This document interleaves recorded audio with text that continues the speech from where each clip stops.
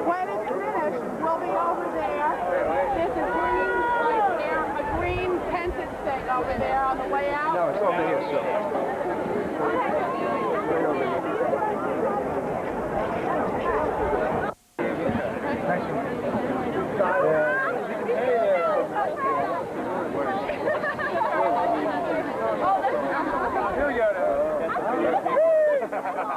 What is that? We have truly been and will continue to be each other's greatest teachers. And we must remember that this all happened in a very specific place. We came here to new and connected, stand beneath these ivy walls, to become a part of Yale and its history.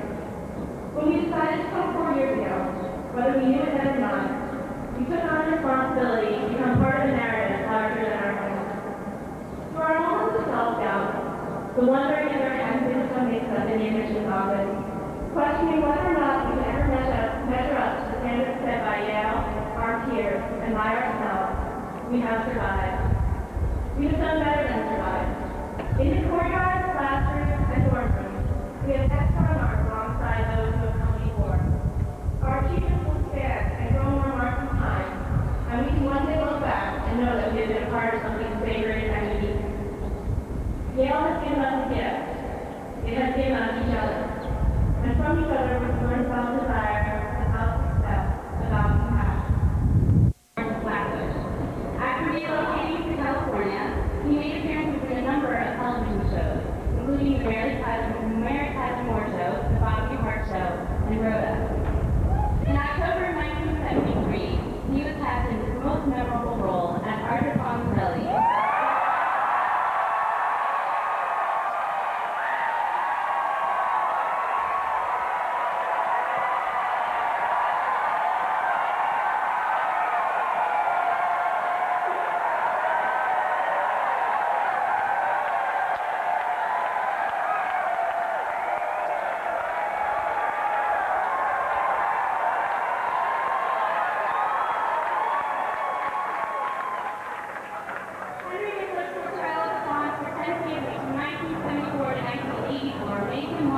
most recognized actors in the world, earning 2 consecutive Golden Globe Awards for Best Actor in a Comedy Series, and 3 Emmy nominations in the same category, and a star with his name can be found on the Hollywood Walk of Fame. The Fonz will certainly be remembered as one of the most endearing and certainly the coolest character ever to grace television screen.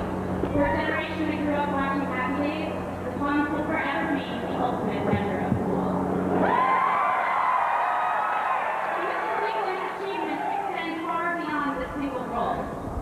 On the big screen, he earned a Golden Globe nomination for Best Actor in his role in Night Shift, and originally went on to direct such films as Memories of Me and produce films like The Sure Thing and Young Sherlock Holmes. He has formed a number of television production companies, producing after-school specials, television documentaries, and series like MacGyver and Psychic. Henry Winkler's commitment to a heavy workload of television and feature film projects revealed much about his genuine concern for the integrity of the industry. He maintained, "There are a lot of hungry, talented, and creative people out there, and I want to work with them. Success to me is making a positive contribution. My goal is to infuse and maintain a level of integrity in every project I undertake, to be true to myself and the things I believe in." Such integrity is most evident in Mr. Winkler's dedication to working with children. He has maintained a consistent interest in children's television programming, including the formation of JCM Productions, a company that creates worthwhile projects geared for a young audience.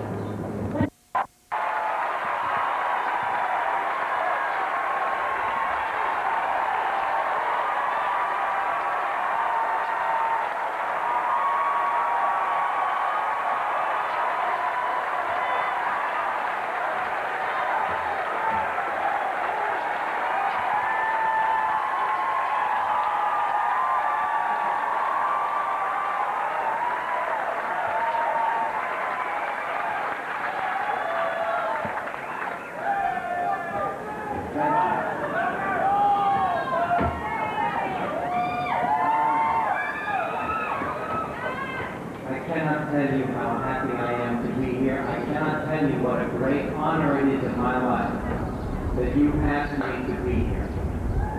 And I stand for...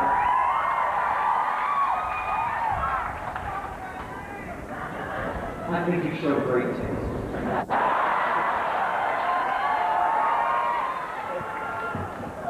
I stand here before you being mostly who I want to be. And I say mostly because it is unbelievable to realize how ongoing the process is to get to be who you want to be. When I sat where you are, all I wanted was to graduate. I thought if I graduated, life was a breeze. And then I realized that when I got around that corner, there was another corner. If I could just get around that next corner, I would have it made in shape. And there are corners after corners after corners. And it is so important that you do the work on yourself emotionally, mentally, physically. Because you take your suitcase of self wherever you go.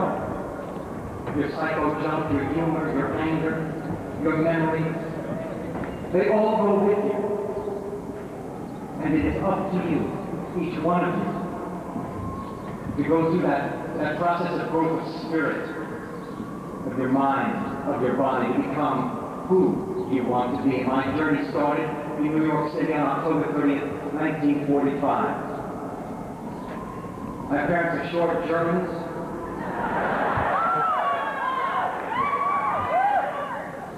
My father brought his business over here from Europe. He kept asking me, "Why do you think I brought this business over here?"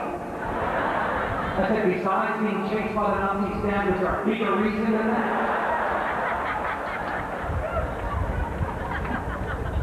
I wanted to be an actor, and he wanted me to be a lumberman. There was an epigram that was sent to me by a fan that hangs on the wall in my office. It said, "If you will it, it is not a dream." I had no idea how important that phrase was going to be in my life.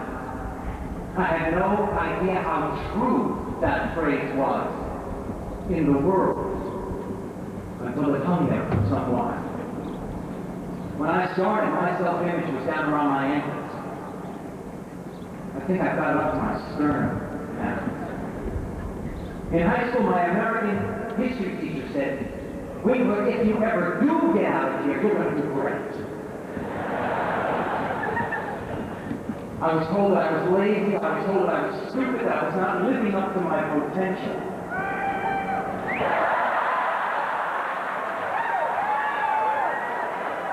I'm so glad you understand. Now, my parents came from Europe, you know, I mean, my mother could do math in her head.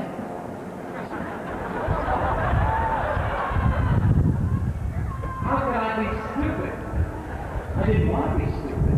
Math was for somebody else. You know, in your SATs, if you get 200 just for writing your name correctly, 134 over my name. I am in the bottom 3% in this country in math.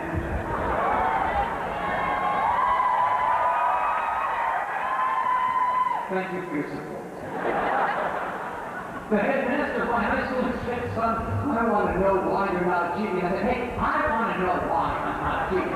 They sent me to a psychiatrist. I went to see this man. I talked to him for about an hour. My father and mother came in. My father took notes on the smallest pieces of paper you ever took. He was anal-retentive. And the doctor said, "We know what the problem is. Son, you're not focusing." What was their problem?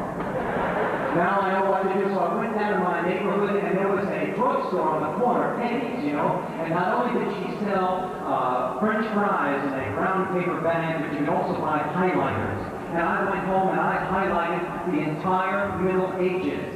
I had yellow for plagues, I had blue for wars, and I had pink for dates. And there was not one fact that was too small for me to highlight. I highlighted the book, I highlighted my desk, I highlighted the walls. It was still all Greek to me when I was finished. Needless to say, my high school career was not stellar. I never quite made the dean's list. If you have ever been grounded, you can blame that on my parents. I believe they invented it. I did not see the moon for my junior year.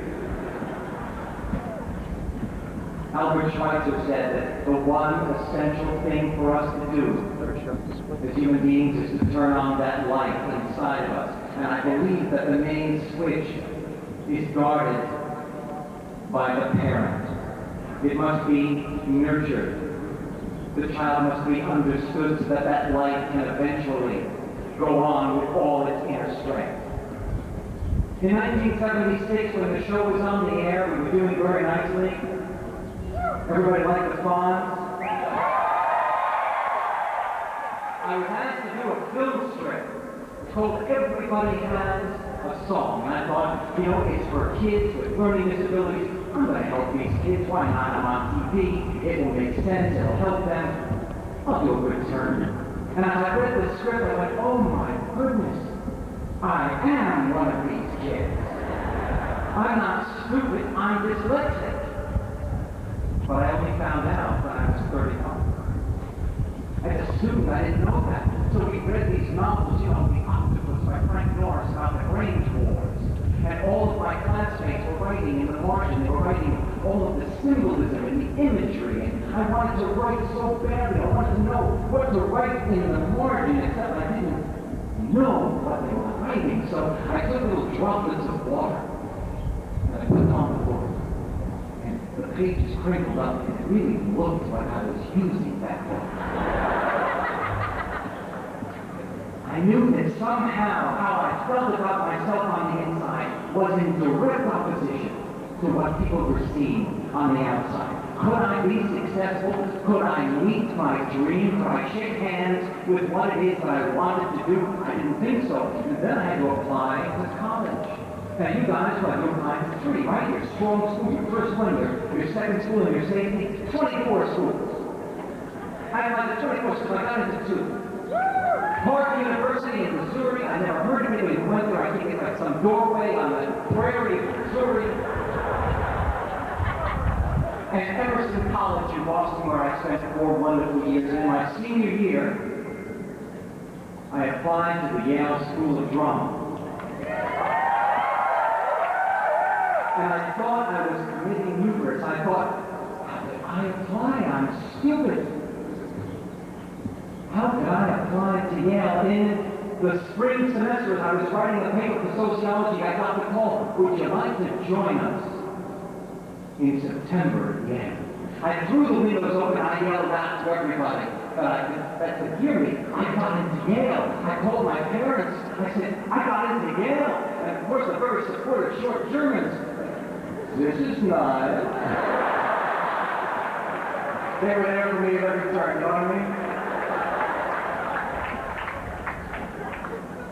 I ran down to the student union. I told everybody I got into Yale. I went home, and it cost me $53 because I had locked myself out. Left the key under the sociology book. And then I got to Yale. And we sat in the theater across the street, and the dean, he said, look to your left. Look to your right. One of you will not be here in September. I knew this man was looking right at me. He didn't know my name, and he couldn't place my face. He was looking right in my eyes. I went home and laughed.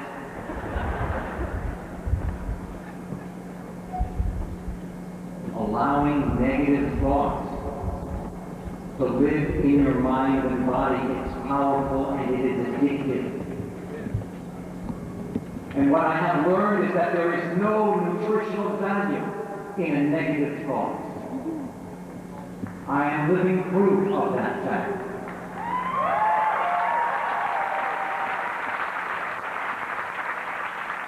Those negative thoughts that live in your mind and in your soul, they pervade every part of your life. And you know that those thoughts, I'll never, she won't go out with me, he won't go, I'll never get that job, I'll never achieve, I won't be able to, I can't. And I started to read Gurdjieff. And the philosopher is so difficult that he writes his books with the first 100 pages so convoluted that he doesn't want you to get through them. And I complied. I closed the book. I didn't know what he was talking about. And I went to his disciple Ouspensky, and I learned an incredible lesson from Ouspensky. Don't put a period on the end of a negative thought. When those thoughts, I can't, I won't, it will never come into your mind. You say, I'm sorry, I have no time for you now. If you put a period on the end of a negative thought, it will become a paragraph, and that paragraph will become a thesis of negativity that will hold you in your place. And if you say, I have no time for you now, if you make that a part of your ritual, if you don't put a period on the end of that negative thought, it will lead, and you will continue your march toward your dream. I am living proof, if you will it is not a dream. And then I left Yale after a year in the repertory company here. And I went to New York and I started doing commercials. And of course all my friends from the Yale Drama School said, I don't know how you can do this, we were trained to do this theater.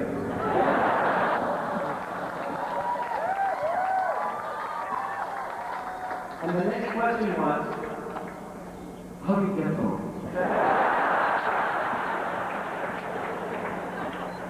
And one of my first commercials was a close-up commercial. One of the nice things my parents did for me, they sent me to an orthodontist. And I went in and I couldn't believe it. I mean, all of these guys, the room was filled with these gigantic guys in these fresh jeans, and every one of them was named Chad. And I was so angry. I said, how can you send me here? I mean, I'm with a big, these guys. And all I remembered was I knew what I had learned here, and I went in and I improvised, and I got the job. I got the job. And I earned enough money to go out to California for 1 month.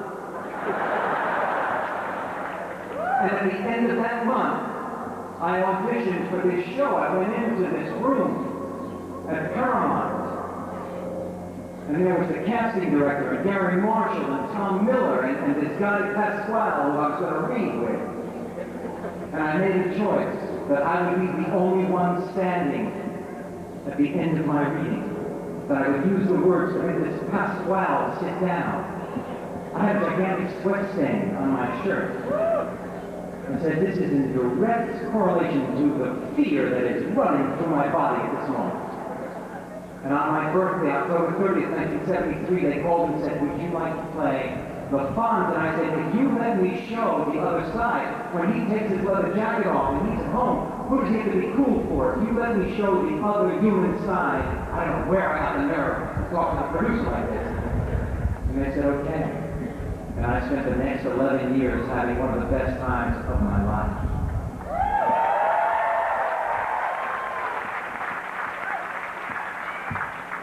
If you will it is not a dream.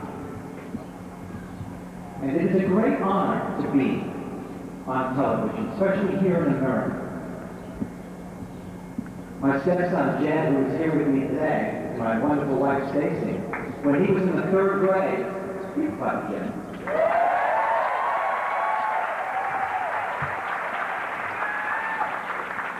When he was in 3rd grade, they were studying the Hopi tribe, the Native Americans in Arizona, and so Stacy and I took Jed on a trip, and we went to the mesas where the Hopi lived. And it's against the law to take a picture of the Hopis, because they believe that you take their soul with every picture that you take. And you must lock your camera in the car, but they watch television by attaching their television to the car battery. And the Fonz was respectful to Native Americans during an episode we did on Thanksgiving. And they asked me to get my camera and allow me to take a picture of the Kachina dance. And I must be one of 14 women and men since 1910 who've been able to take a picture of the Hopi just because I was on television and they liked what I did. What a great honor that was. There is a terrific proverb, a Chinese proverb. The flowers of all our tomorrows are in the seeds of today. I'm very lucky. I'm married to a very wonderful and powerful woman, Stacy. We have 3 great children, Jed, who's 25, Zoe, who's anywhere from 15 to 19. I can't tell you because you might know somebody she talks to on the phone.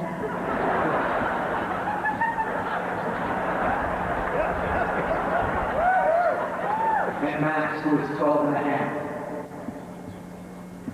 Being a parent, I think, is one of the most difficult jobs on the face of the earth.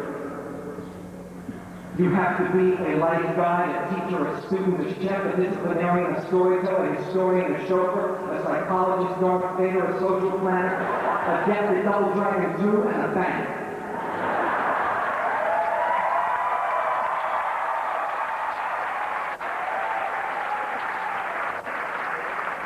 And that's only a third of the job.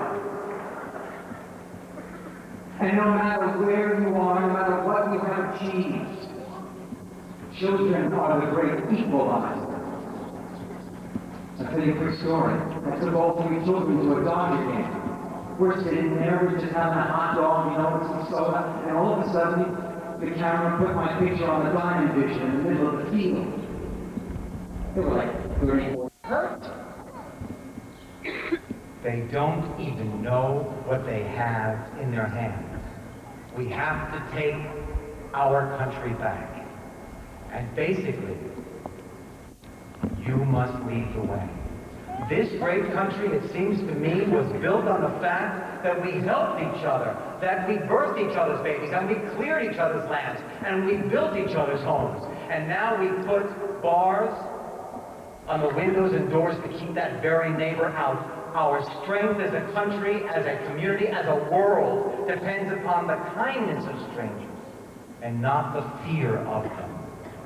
We worry about not being able to walk down our streets. We worry about jails being built in our neighborhoods. We worry about our possessions, but we worry so little about giving children a strong and nourishing start in prenatal and daycare in the greatest country in the world. 13 million of our children live below the poverty line. 13 million children go to bed hungry almost every day, have no health insurance, and millions more are underinsured. So many parents in the greatest country in the world play by the rules and can't make ends meet. And unless we find a way to make work pay, millions of children grow up seeing that hard work is not an alternative to welfare or drugs. My wife and I work with children at risk and see so many young ladies who are 12, 13, 14 who know that they have to be pregnant by the time they're 18 in order to survive in the greatest country in the world. The energy you put out is the energy you get back. Into your community, your personal work, you will achieve a great peace of mind, and only then will we achieve together peace on earth.